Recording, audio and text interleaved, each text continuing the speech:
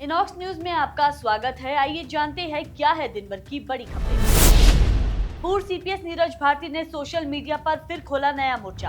HRTC के घाटे में चल रहे 435 रूट होंगे बंद। संगठन सृजन अभियान के बीच कांग्रेस में गुटबाजी, बिलासपुर बैठक में तीखा विवाद। 3 दिसंबर को अंतर्राष्ट्रीय विकलांग दिवस पर दृष्टिबाधित छोटा शिमला में करेंगे चक्का जाम। आर्थिक संकट के बीच बीजेपी एमएलए प्रकाश राणा लेंगे सिर्फ 1 रुपए वेतन। राधे राधे विवाद पर सीएम का पलटवार, कहा भाजपा ने दिखाया आधा वीडियो। जॉब ट्रेनिंग पॉलिसी के खिलाफ भाजपा विधायकों ने किया प्रदर्शन। चुनाव आयोग का बड़ा फैसला, बीएलओ का मानदेय हुआ 2 गुना। जाकू हनुमान मंदिर के अंदर होगी चांदी से नक्काशी, न्यास ने दी मंजूरी। आइए जानते हैं अब खबरें विस्तार से। धर्मशाला के तपोवन में विधानसभा का शीतकालीन सत्र जारी है। वहीं दूसरी ओर प्रदेश के कृषि मंत्री चंद्र कुमार के बेटे और पूर्व सीपीएस नीरज भारती ने फेसबुक पर एक पोस्ट कर राजनीतिक गलियारों में हलचल मचा दी है। नीरज भारती ने इस बार बिना किसी का नाम लिए लिखा कि वे मित्रों और उनके द्वारा नियुक्त अधिकारियों की भूमिका और मंशा जल्द उजागर करेंगे। ये पोस्ट सीधे तौर पर सुक्खू सरकार और अफसरशाही पर तंज माना जा रहा है। विपक्ष भी लगातार आरोप लगा रहा है कि सरकार में अफसर हावी है। अब वही मुद्दा मंत्री के बेटे द्वारा सोशल मीडिया पर उठाए जाने से पूरे प्रदेश की राजनीति में नई बहस तेज हो गई है। ये पहली बार नहीं है जब नीरज भारती ने बागी तेवर दिखाए हो। कुछ महीने पहले ट्रांसफर विवाद पर उन्होंने अपने ही पिता कृषि मंत्री चंद्र कुमार के खिलाफ पोस्ट लिखते हुए इस्तीफे तक की मांग कर दी थी। तब मुख्यमंत्री सुखविंदर सिंह सुक्खू को खुद सामने आकर मामले को शांत करवाना पड़ा था। इस बार पोस्ट की टाइमिंग भी बेहद अहम है, क्योंकि तपोवन में सरकार विपक्ष के सवालों का जवाब दे रही है और उसी समय नीरज भारती ने सोशल मीडिया पर नया मोर्चा खोल दिया है।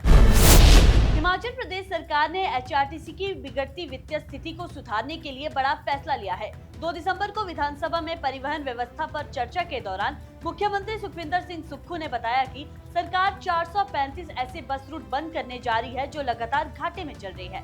एचआरटीसी इस समय वित्तीय संकट के सबसे कठिन दौर से गुजर रहा है। निगम को हर महीने लगभग 70 करोड़ रुपए का नुकसान हो रहा है, जो सालाना करीब 840 करोड़ रुपए बैठता है, जबकि कुल घाटा अब 2200 करोड़ रुपए से ऊपर जा चुका है। हर साल 780 करोड़ रुपए का अनुदान मिलने के बावजूद स्थिति में सुधार नहीं आया है। इसलिए घाटे वाले रूटों को बंद करना या निजी बस ऑपरेटरों को सौंपना एकमात्र विकल्प बच रहा है। मुख्यमंत्री ने कहा कि कई रूटों पर यात्रियों की संख्या बेहद कम है, लेकिन निगम पारंपरिक तौर पर बस सेवाएं चला रहा था। इससे ईंधन, स्टाफ और रखरखाव का खर्च राजस्व से अधिक हो रहा है। अब घाटे वाले रूटों पर बस सेवाएं बंद की जाएगी और उसे जरूरत वाले रूटों पर लगाया जाएगा। हिमाचल कांग्रेस में गुटबाजी का नया विवाद। दरअसल बिलासपुर में आयोजित कांग्रेस की बैठक में 1 दिसंबर को भारी हंगामा देखने को मिला। बैठक के दौरान पूर्व विधायक बब्बर ठाकुर के संबोधन ने माहौल को तनावपूर्ण बना दिया। उन्होंने कहा कि वे अपने ही लोगों के भीतर घात के कारण चुनाव हारे और पार्टी के कुछ कार्यकर्ताओं ने चुनाव के दौरान काम नहीं किया। बब्बर ठाकुर के इन आरोपों पर पूर्व युवा कांग्रेस अध्यक्ष आशीष ठाकुर भड़क गए और आपत्ति जताते हुए मीटिंग से बाहर चले गए। इस बैठक में ऑब्जर्वर के रूप में मध्य प्रदेश की पूर्व विधायक और कांग्रेस नेता हिना लिखीराम कांवरे मौजूद थी। उनके साथ पूर्व मंत्री रामलाल ठाकुर और मंडी जिले से कांग्रेस नेता चंपा ठाकुर भी कार्यक्रम में पहुंचे थे। इस दौरान ऑब्जर्वर के सामने ही दोनों नेताओं के बीच विवाद बढ़ गया। हालांकि पूर्व प्रदेश महासचिव विकास ठाकुर के हस्तक्षेप से मामला शांत हुआ। वहीं बब्बर ठाकुर ने आरोप लगाया कि कुछ लोग भाजपा नेता जेपी नड्डा के साथ काम कर रहे हैं और ऐसे नेताओं को पार्टी से बाहर किया जाना चाहिए। गौरतलब है कि इंदिरा भवन बिलासपुर में अखिल भारतीय कांग्रेस कमेटी की ओर से संगठन सृजन अभियान के तहत ये मीटिंग आयोजित की गई थी, जिसका उद्देश्य जिला और ब्लॉक स्तर पर संगठन को मजबूत करना था। लेकिन कार्यक्रम एक बार फिर कांग्रेस की आंतरिक गुटबाजी की भेंट चढ़ता दिखाई दिया। 3 दिसंबर को अंतर्राष्ट्रीय विकलांग दिवस पर दृष्टिबाधित छोटा शिमला में करेंगे चक्का जाम।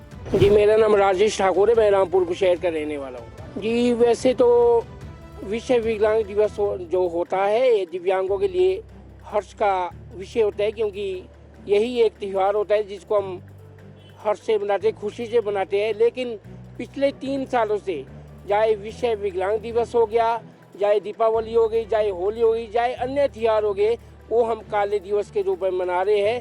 ये प्रदेश सरकार की नाकामी है कि इस तरह से हमें हर फंक्शन, हर प्रोग्राम को काले दिवस के रूप में मनाना पड़ रहा है। ये प्रदेश सरकार के लिए, सुक्खू सरकार के लिए शर्मनाक है और इस देवभूमि के लिए भी शर्मनाक है, क्योंकि एक कमज़ोर समाज, सबसे कमज़ोर समाज, दिव्यांग समाज, उसके साथ अगर ऐसा अत्याचार हो रहा है सुतीला व्यवहार हो रहा है, तो इस देवभूमि के लिए, इस प्रदेश सरकार के लिए शर्म की बात है। क्या करने वाले कल आप?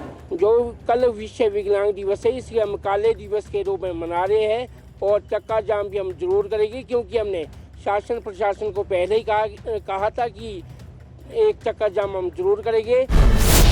आर्थिक संकट से जूझ रहे हिमाचल प्रदेश में 1 दिसंबर को विधानसभा के भीतर एक अप्रत्याशित घोषणा ने पूरे सदन को चौंका दिया। जोगिंदरनगर से भाजपा विधायक प्रकाश राणा ने ऐलान किया कि जब तक प्रदेश आर्थिक संकट से उभर नहीं जाता, तब तक वे अपना पूरा वेतन छोड़ देंगे और केवल 1 रुपए मासिक वेतन ही लेंगे। उनकी इस घोषणा पर सत्ता पक्ष और विपक्ष दोनों ने उनकी सराहना की।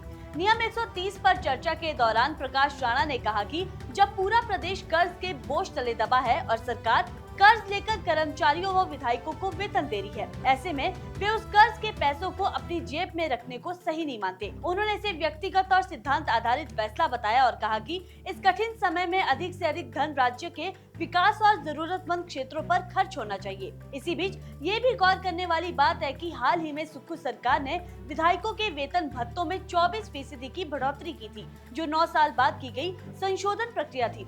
हालांकि भाजपा विधायक सतपाल सत्ती का कहना है कि भले ही एक्ट पास हो गया हो, लेकिन बढ़ा हुआ वेतन 7 महीने से जारी नहीं किया गया। वहीं मुख्यमंत्री सुखविंदर सिंह सुक्खू ने भी सदन में स्वीकार किया कि प्रदेश इस समय गंभीर आर्थिक संकट से गुजर रहा है। उन्होंने कहा कि विधायक निधि जारी करने में समय लगेगा, क्योंकि सरकार वित्तीय तंगी से सामना कर रही है। मुख्यमंत्री ने ये भी स्पष्ट किया कि इस महीने भी शायद विधायकों को बढ़ा हुआ वेतन और भत्ते जारी न किया जा सके। हिमाचल प्रदेश के मुख्यमंत्री सुखविंदर सिंह सुक्खू इन दिनों बच्चों को राधे राधे बोलने पर टोकने वाले वायरल वीडियो को लेकर राजनीतिक विवाद के केंद्र में है। इसी बीच धर्मशाला में आयोजित एंटी चिट्टा वॉकथॉन के दौरान सीएम सुक्खू ने खुद जनसभा का अभिवादन राधे राधे और जय श्री राम के नारे के साथ किया। विधानसभा के शीतकालीन सत्र में प्रवेश करते समय भी उन्होंने विधायकों से राधे राधे कहकर ही अभिवादन किया। सीएम सुक्खू ने इस विवाद पर सफाई देते हुए कहा कि भाजपा ने वीडियो का सिर्फ एक हिस्सा दिखाकर भ्रम फैलाया है। उन्होंने कहा कि बच्चों से उन्होंने केवल ये पूछा था कि राधे राधे क्यों बोलते हो और इसका अर्थ क्या है, लेकिन भाजपा ने आधी बात काटकर इसे मुद्दा बना दिया।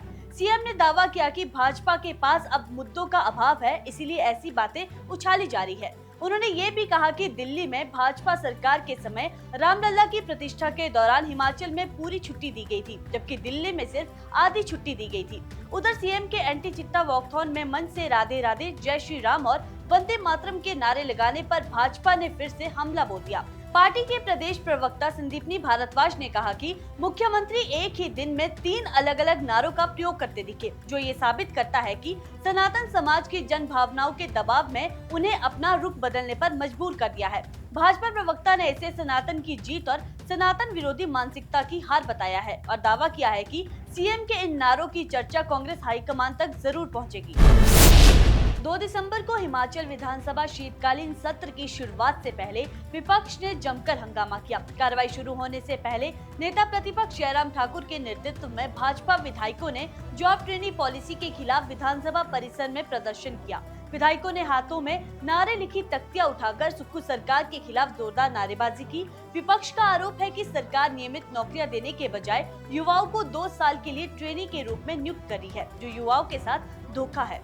भाजपा ने इस पॉलिसी को तुरंत वापस लेने की मांग उठाई है। इसी बीच आज यानी 2 दिसंबर को सदन में कई अहम विधेयक पेश होने जा रहे हैं। राजस्व मंत्री जगत सिंह नेगी हिमाचल प्रदेश अभिधर्ती एवं भूमि सुधार संशोधन विधेयक 2025 सदन के पटल पर रखेंगे। वहीं उद्योग, श्रम एवं रोजगार मंत्री भी सदन में हिमाचल प्रदेश दुकान एवं वाणिज्यिक स्थापना संशोधन विधेयक 2025 पेश करेंगे।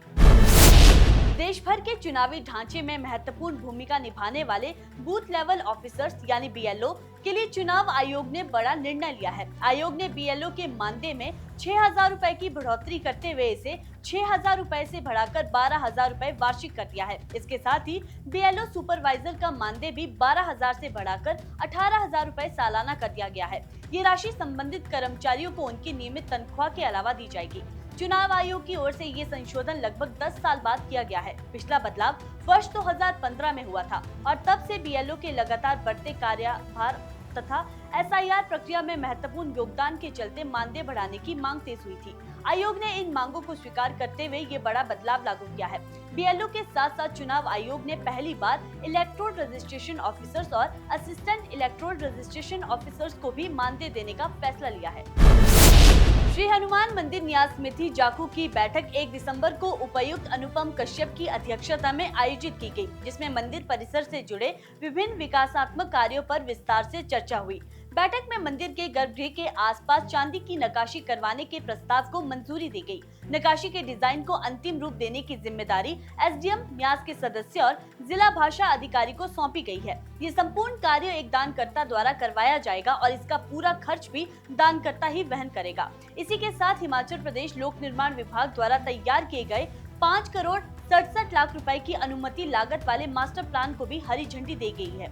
इस प्लान में यज्ञशाला, शू हाउस, नए शौचालय, दुकानें और शेड आदि निर्माण शामिल है। बैठक में मंदिर की आधिकारिक वेबसाइट को लेकर प्रस्तुत प्रगति रिपोर्ट की समीक्षा भी की गई और निर्देश दिए गए कि वेबसाइट का कार्य 1 सप्ताह के भीतर पूरी तरह निपटाया जाएगा।